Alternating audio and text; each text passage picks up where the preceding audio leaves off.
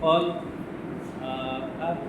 ভাই আসলে রাজশাহী বিশ্ববিদ্যালয়ে পড়েন, ওনার বোন আমাদের আপনাদের প্রতিযোগিতায় অংশগ্রহণ করেছিলেন, সে উত্তীর্ণ হয়েছে।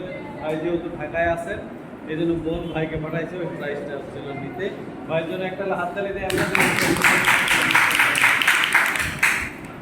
একটা হচ্ছিল দিদি বলে গেলেন না, ফল দেশি দেশি ফল সবচেয়ে হলো বেশি খাইতে বলে, যে আমাদের শরীরের তো অনেক কিছু হচ্ছিল দরকার, তাই না? পুষ্টি পুষ্টি একটা হলো বড় জিনিস। আজকে দেখেন যে আমাদের বিশেষ করে মেয়েরা খাওয়ার এবং হচ্ছিল তাদের শারীরিক অবস্থা কিন্তু খুবই খারাপ। কারণ আপনি শিশু হাসপাতালে যান, একদম শিশু হাসপাতালে যাবেন, যে আজকে আমাদের পরবর্তী প্রজন্ম যে ভূমিষ্ঠ হচ্ছে, তারা কি ধরনের অসুস্থতা নিয়ে হচ্ছে ভূমিষ্ঠ হচ্ছে। আপনাদের হিমোগ্লোবিন সবার হিমোগ্লোবিন খুবই বাজে অবস্থা। হ্যাঁ, আপনাদের শরীরে রোদ পড়ে না।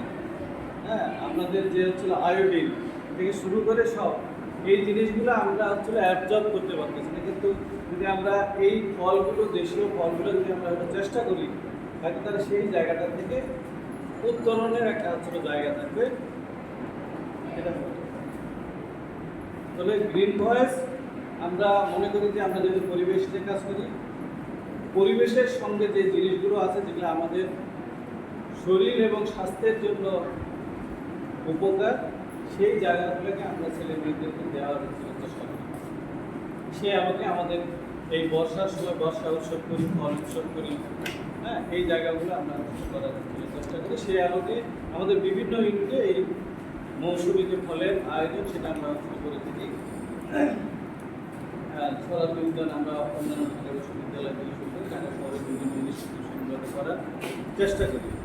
তাহলে এ করে গ্রিন ভয়েস, এখানে আমি জাস্ট একটু আজকে এত বক্তৃতা না, আমি জাস্ট ইন্টারাকশান আমাদের নিজেদের ভিতরে আমরা কেন আসলে গ্রিন ভয়েস করতেছি বা করার জন্য আমরা এই যে আপনারা ক্লাস নেই, আমি হচ্ছে সেই লালমাটিয়া থেকে আসি, তাই না? আমার যাইতে আসতে পরে 2 থেকে 2.5 ঘন্টা সময় লাগে, সময় যায়, আমার গাড়িতে খরচ হয়, টাকা খরচ হয়, সব কিছু। তাহলে আমরা কেন এই জায়গাটায় চলে আসছি?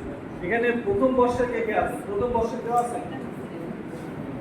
প্রথম বর্ষে পড়ে এরকম কেউ আছে? ফার্স্ট ইয়ারে কেউ আছে? সেকেন্ড ইয়ার বলুন।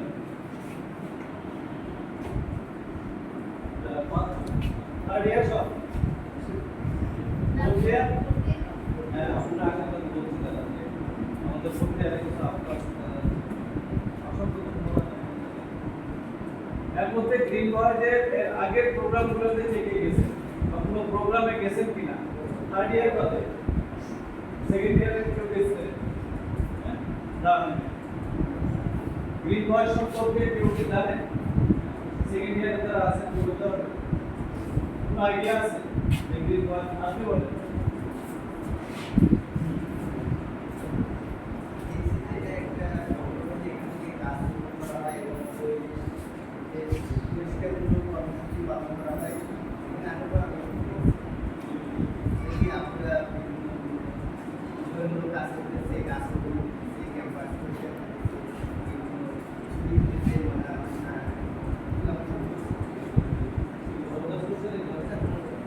আগে বলবেন, হ্যাঁ আপু আপনি বলুন। হ্যাঁ বলবেন না কেন? পয়সায় কথা বলা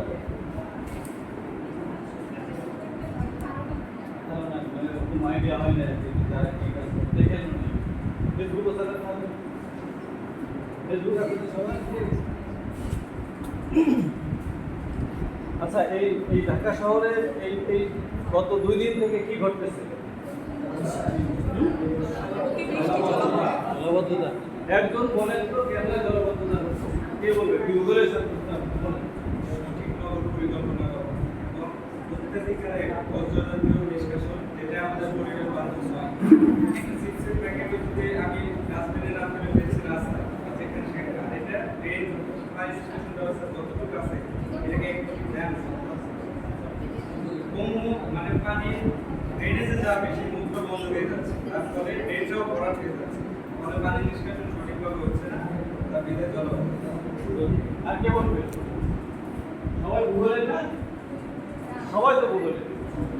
আপনারা ভুটান নিয়ে আসেন। তোমার তাও গাছপালায় আছে। হ্যাঁ? কে বলবে? এই আপনাদের ভিতর থেকে বলেন একটু। কেন এই জলাবদ্ধতা কেন? শুধু একটা কয়েকটা বলবে।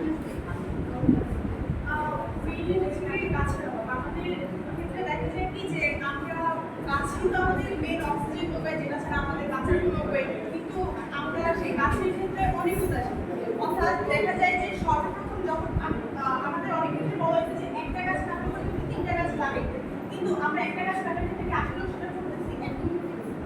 তো দেখা যায় যখন জনবসতির প্রয়োজন হয় বা যে কোনো কিছুর প্রয়োজন হয় আমরা সবার আগে গাছের উপর হামলা করি গাছে, কিন্তু এর পরিবর্তে আমাদের কি হবে বা পরবর্তীতে এটার ইফেক্ট আমাদের উপর কি হবে আমরা কিন্তু সেটা ভাবি।